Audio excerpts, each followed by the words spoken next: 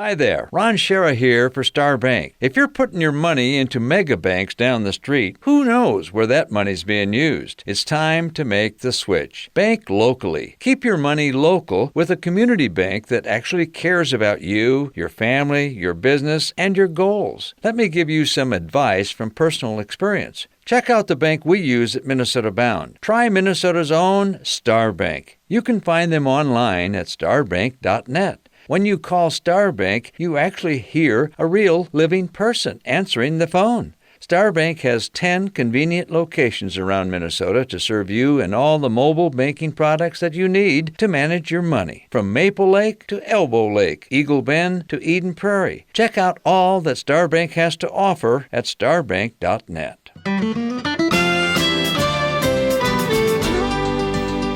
Oh, hey, everybody. Bill Shirk, the man about the woods. I have my Bic lighter up with flames going. I've got my torn old Rockers 80 t-shirts on, and I'm paying homage to the rock and roll lifestyle today. And I think you'll understand why a little bit as we get into today's story behind the stories, the Minnesota Bound podcast, brought to you by our presenting sponsor, Connecticut Home Water Systems, and of course our friends at North Dakota Tourism, where you can be legendary, and then Star Bank, the official bank of Minnesota Bound. Let's get right into the story, and it starts up in Grand Marais, Minnesota, a little harbor town, where a while back, the Shirk family was doing a little fall vacation. We had meandered into the local fly shop, and my boys, they love fishing hats, right? Cool ball caps. And they're on the shelf. Brady taps my shoulder and says, "Dad, look at that cool trout." And it was a black hat with this really funky trout painted on it. And it was funny because there was a name on the corner of the hat. And I thought, oh my gosh, somebody painted this. So I took a picture of the name and did a little research. And I came up with a guy by the name of Jeff Troldahl. Turns out he's right here in the Twin Cities. And I called Jeff up, and we ended up producing a little story on him from Minnesota Bound, which has just aired here in the program. And Jeff's got quite the story to tell, and that's why I thought I better have him along for today's ride. Let me put down this lighter before my finger burns off. Jeff, are you there? I am. So you are the name on the hat, and you have created this almost like a little miniature cult following behind your paintings. Talk about the hats a little bit. Well, the hats kind of came about after. Well, I shouldn't say that. They came back after years of trying to make a name for my creative skills and get my art out around the world and all that fun stuff. I back when I was in my teen years, I guess, my family would take fishing trips with another close family in the neighborhood, and we would go flying fishing in Canada, or we'd go, close by, anywhere we could go together and spend time fishing and all that. But I would always make hats out of like a Babe Winkleman hat or something I'd pick up at a fishing shop, and then just kind of customize them for our trips. And over the years, my good friend and I and myself's hats started to get a little fancier than everybody else's on the trip. And then I realized that I had a little something going, and everybody was kind of liking the hat, so to speak. And after years of working for clients and doing everything from corporate design to rock and roll merchandise, somehow, somewhere, I decided to Well, I shouldn't say somehow, somewhere, but I started taking some fly fishing trips with really good friends of mine out in Montana, and I think I think the first rainbow trout I landed, and I was just there was some kind of overwhelming feeling that I gotta paint one of these, and then back to your boy's appreciation for baseball hats. I have I've had a lifelong appreciation for hats. um, so it just kind of came back, and I started painting some things on the side just for friends, and started posting some stuff on social media. And a good friend of mine up north, who's a musician, introduced me to the owner of the Flybox fly shop in Grand Marais, and he asked if he could get a few of those hats, and I made him a couple, and put some sticker stuff together and sent him a package, and well, I guess, here we are. And here we are. And you have grossly undersold your story. You talk about doing a little artwork in the corporate world and some musical stuff. You've done work for the biggest names in music. Name a few. And I'll start. The Grateful Dead. Yes, that's true. I I think I've done over 50 pieces for the different bands that have come from the Grateful Dead over time. And then I'm actually working on a piece right now that's a licensed Grateful Dead piece that they do. I've done work for Hootie and the Blowfish. I've done work for Government Mule, the Allman Brothers. Blues all Traveler? sorts of bands. And when I was working for the Musicland group, I had the pleasure of working with the Monkees and Dolly Parton, Dave Matthews. You are the artist. Well, I think they are. I just got to pull my crayons out and help. Well, so you worked on concert posters, announcement type stuff. Yeah, all sorts of merchandise stuff. And I still do a lot of that. And then when the world was a little more on the normal side, there was all sorts of concert promoting and advertising and album promoting, and just all sorts of the best way, I guess, to kind of to visualize it was when I was working for Musicland. When you walked in the store, in the mall, whatever mall you chose to visit, there would be some sort of theme going on every month, and it usually tied into a larger band releasing an album, and then the time of year and all that. Whatever that was, I would create that entire package. So store signage, mailers, CDs, all sorts of giveaways, just all sorts of promotional items that people need to enjoy music more. And back in the day. Yeah. And as part of that, you traveled a little bit.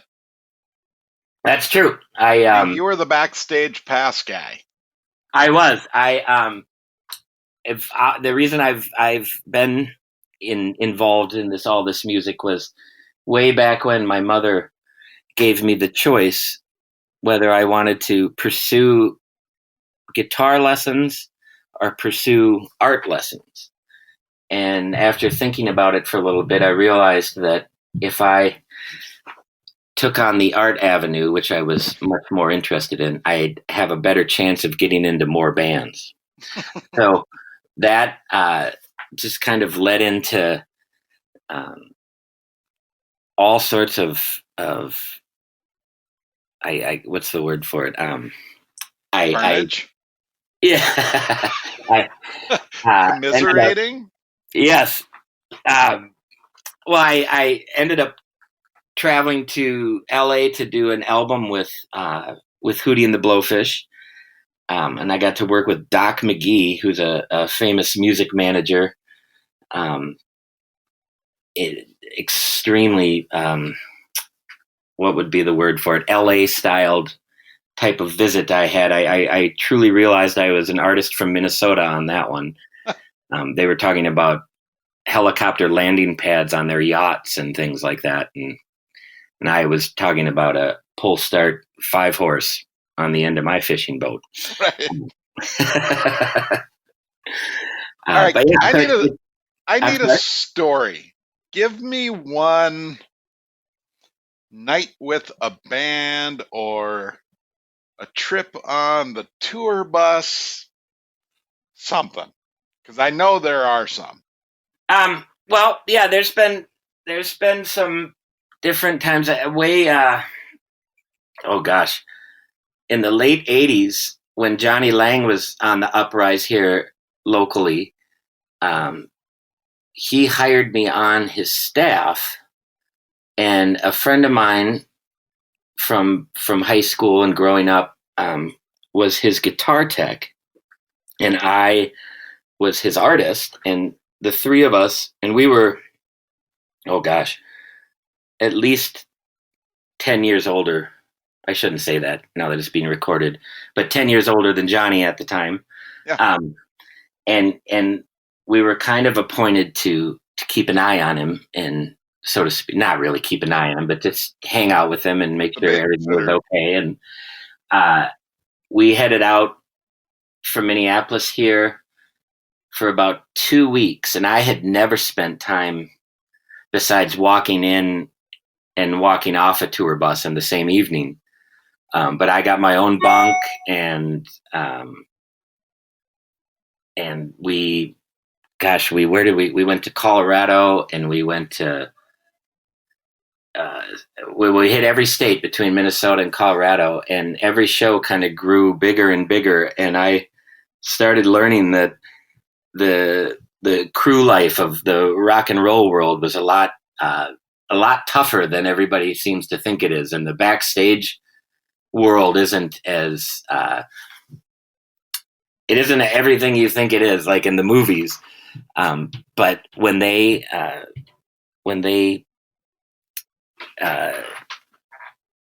have this whole kind of moving, what's the best way to say it? Moving circus or traveling operation. It was quite I don't know what the word is for it, but we spent a lot of time. I was doing a lot of photography at the time, and tour photography, and documenting things, and there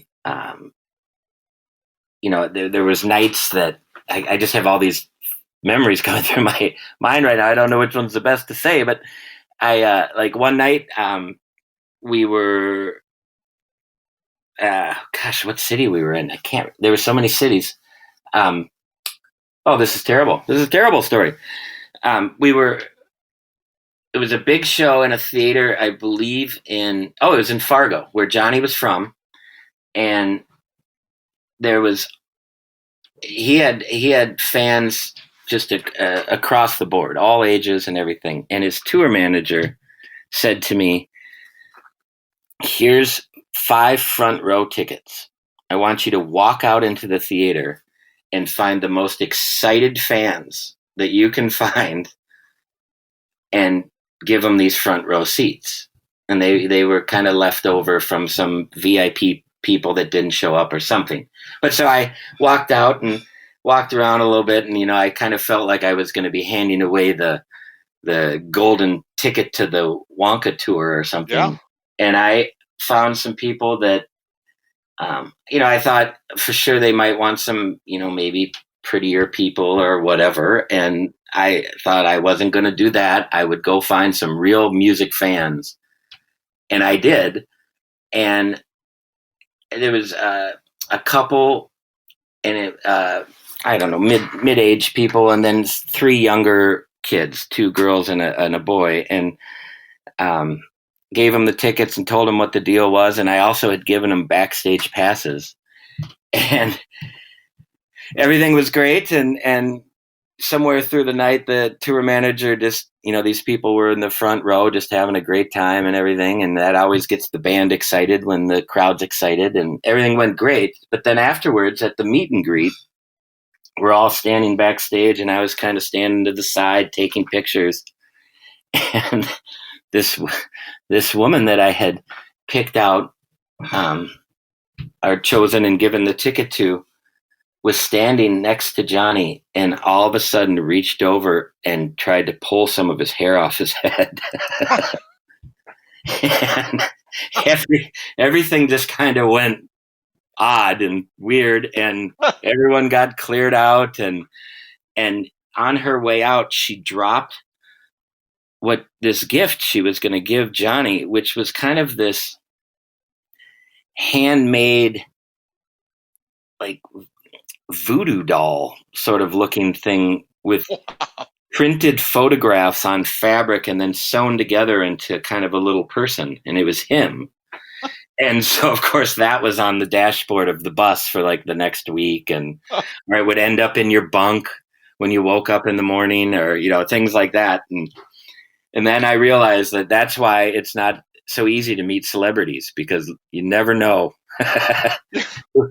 what's going to happen, or who needs what, or that, that kind of thing. And that's why they're always kind of a little more protected than you think they need to be. But it was very interesting. Very interesting. You are listening to the Minnesota Bound podcast, the stories behind the stories, presented by Connecticut Home Water Systems, our good friends at North Dakota, where you can be legendary, and of course, Star Bank, the official bank of Minnesota Bound.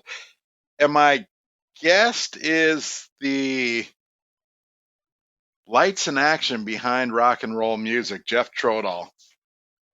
But more so, the guy behind the hats. So you're living this crazy lifestyle.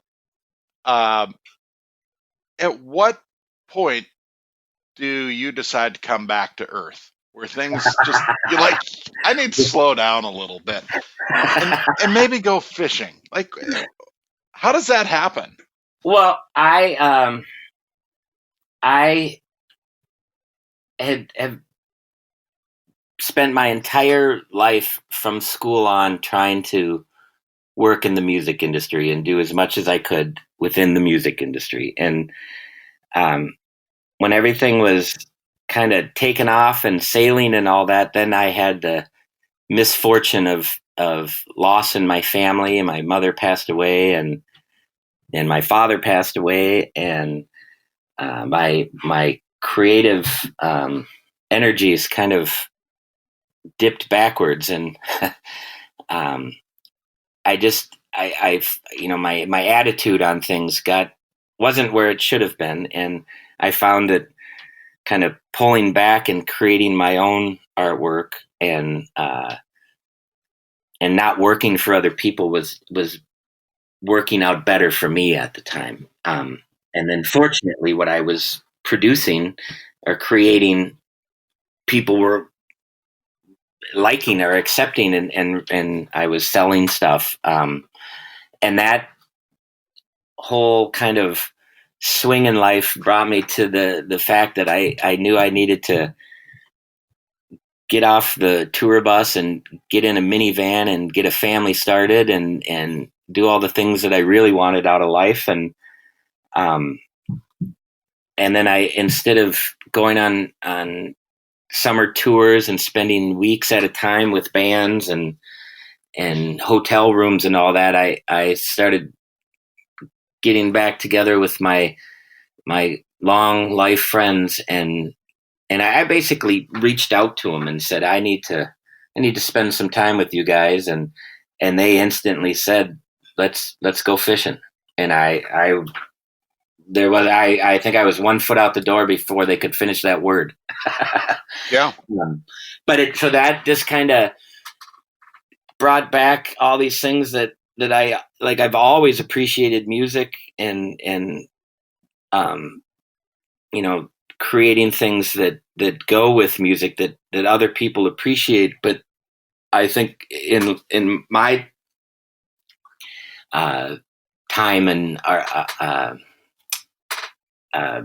artistic appreciations, things like fishing and I have this whole other owl thing going on, where it's kind of coming from inside of me, if that is a good way to say it, where it's kind of more from my heart than it is from my head.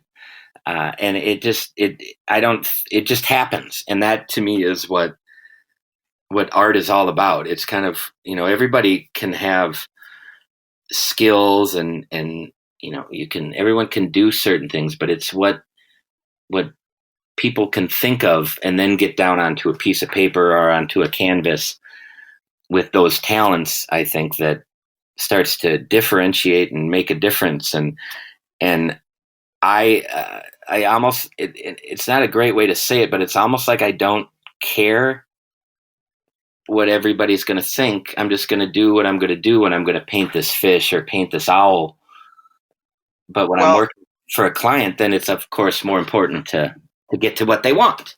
Right. I was going to say, let me clarify, because we've spent some time together and I appreciate this story. Yes, when you're doing the music stuff, you're always answering to somebody. Yes. They hire you to come up with something specific. Yes. With the passing of your parents, you moved with your wife into your parents' home, the home where you grew up. Yep. And as you're kind of cleaning out and updating, you find something in a closet. I did. I found my father should have been an artist, but he, I think, believed that he needed to get more into business to make money and all that. Like it's hard. I mean, it's not, being an artist isn't a guaranteed career. And so my father chose another path, but his talents were amazing, but he didn't really talk about it, and he didn't show off like I find myself doing to my kids, and they're young. So what did you find in the closet? Yeah. So what I found was a owl painting that my father had done years ago, and it just stopped me along with everything else I was coming across from my folks. But I hung it on the wall in my studio, and just didn't really think about it, but every day I'd look at it and pass by it and sit at my desk and stare at it. And the band Government Mule, which is an offspring of the Allman Brothers, came to town here to play at the Minnesota Zoo. And I've been working for them, for 18 years now. And I've created hundreds of pieces for their band, and several posters. And posters are kind of the baseball cards of the music world. People collect them. The value goes up. They sell fast.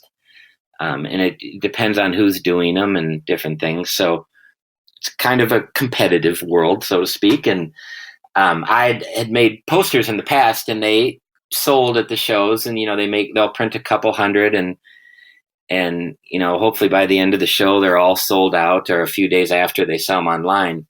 Well, these owl posters went in 10 minutes. I think they made 250 of them, and they were gone. And then I had people for days reaching out to me online asking to get one. I still once in a while have people looking to get one, and that somehow steered me to become the owl guy. Yeah. And my owls are certainly not specific breeds in any sense. They're Jeff Troldahl owls. Yeah. And I've even had somebody point out to me that they don't have the largest nostril holes, so they might not even be breathing so great.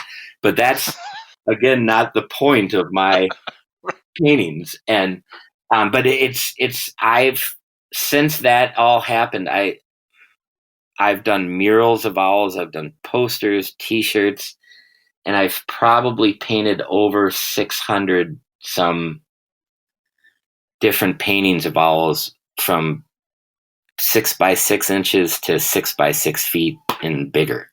And I would argue that every time you put brush to surface and work on one of those owls, you think of your dad. Oh, all the time. All the time. Absolutely. I should have been a psychologist. We got to it right here. That is why you love that form of art. You're paying homage to your dad and you're doing it your way. Nobody can tell you how to paint. It's true. And I would argue it's the same with the hats. And I think that is why when Brady saw that hat, out of the 30 others on the rack and the fly shop, it was that hat. You know, and I still like pump my own ego up a little bit, knowing there was many Patagonia hats on that wall, and those are very popular right now. Right. And he still noticed mine. But that's the essence. All right, we're going to get thicker. Okay. That is the essence, I think, of the stories we try and tell. That is what Minnesota Bound stories are about. A little piece of magic sitting on a shelf in a Minnesota shop. Boom. Follow it back and look at the story that unfolds, right? Yes, absolutely. Well, and I think I mentioned to you before, too, that when my mother passed away, a very good friend of hers from church was in Ron Shera's singing group. And I said to her, when she came up and introduced herself to me, and my mother had told me who she was before, because I've, been watching Ron and Raven for years, that who she was. And I mentioned at my mother's funeral, I said, if you can ever get me in Ron's boat on his show, I would that would make everything for me. And it was just kind of one of those off the hip comments, because you don't want to talk about funerals all the time, and and then years later this transpires, and I like to think all of that somehow, some way is connected, and it, to me, is very magical, because it's all of this is the fact that anyone pays attention to anything I do makes my day every day. Yeah, and to clarify, Ron's singing group, it's not like it was Ron and the 8 Ravens. Back in the day, long before he was writing for newspapers and long before he had television shows, early part of his career, he made money by singing. He was a lounge singer. Yes. He'll probably kill me for telling that story, but it's a very fun part of his career. Oh, absolutely. I think that's pure talent. I won't get up in front of anybody and sing. No, and once a year we get to listen to Ron sing the Mule Skinner's Blues. So it's really an amazing day of the year. So if people want to see one of your hats, or even try and get their paws on 1 or 2 or 3, is there even a way they can do that? Absolutely.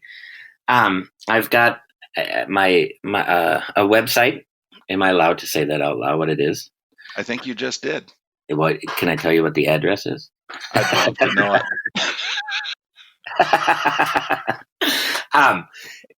I have my website, and then I'm also on Facebook and Instagram. And I do Instagram has kind of all my latest and latest creations and things I'm working on, and sometimes I'll show kind of things halfway through and that. But I have a store on my website. And what is your website? I was waiting for you to say that. I have opened the door. Just walk through it. It is Jeff's Art. it's jeffsart.com. And within there, I have a ton of my work from over the years, and then there's a store, and I do I just post up kind of whatever I'm working on, or new pieces. But since your show aired, I have not really had the chance, thanks to you, to post too many pieces, because all I've been getting are requests, which has been a lot of fun. Well, that's good, I think. Oh, it's great, and they're real bossy people, and they tell me what to do, but it's okay. No, what's really fun about it is the the requests I'm getting are always start off with some sort of comment about how they just love my style, and so Yes. that to me means artistic freedom. But like right now, I'm working on one for somebody that he's buying his buddy. They're what they call semi-pro walleye fishermen without competing, and Okay. this one guy is going to buy himself and his buddy whose birthday's coming up walleye hats, and they want each walleye to be pointing in a different direction, so when they pose with their big fish, the hats are looking at each other and all these things, and they're just little things that I wouldn't think of to do that make the hats even more special. And on Father's Day, I did quite a few father-son bass fishing hats or walleye hats. Did a set of muskie hats, and so I've been ordering toddler size hats, for like 3 or 4 year olds. Is it true that Santa Claus even commissioned you to do a piece? It's true. It is true. It was probably one of the greatest phone calls I've ever gotten. And that is how you know you have made it, not just It's in the true. music biz, but in the world of art. It's true. Well, Jeff, thanks for sharing your story. Your work is unbelievable, and keep doing it, please. There's a story behind every one of those hats and every one of those owls. I appreciate that. I will. You have been listening to the Minnesota Bound podcast, brought to you by Connecticut Home Water Systems, North Dakota, where a person can be legendary, and Star Bank, the bank of Minnesota Bound. Each week we try and highlight the stories behind the stories, and for me, that is where it's at, especially the way the world is these days. Positive stories and stories that maybe dig up a little bit of emotion are the best. So, Jeff, thanks for sharing with us. You bet. You bet. All right. Until next week, remember, don't forget to introduce a kid to the great outdoors. See ya.